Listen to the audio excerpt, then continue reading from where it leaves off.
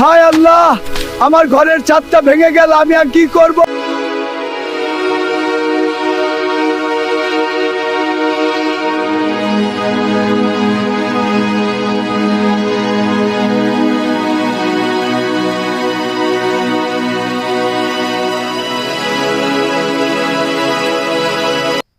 আলহামদুলিল্লাহ, কষ্ট করলেও নিজের হাতে নতুন ঘর বানাতে পারলাম।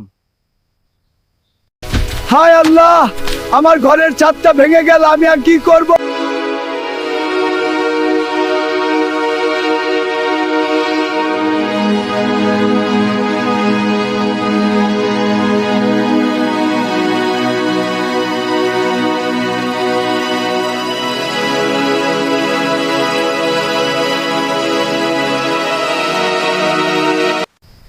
আলহামদুলিল্লাহ, কষ্ট করলেও নিজের হাতে নতুন ঘর বানাতে পারলাম।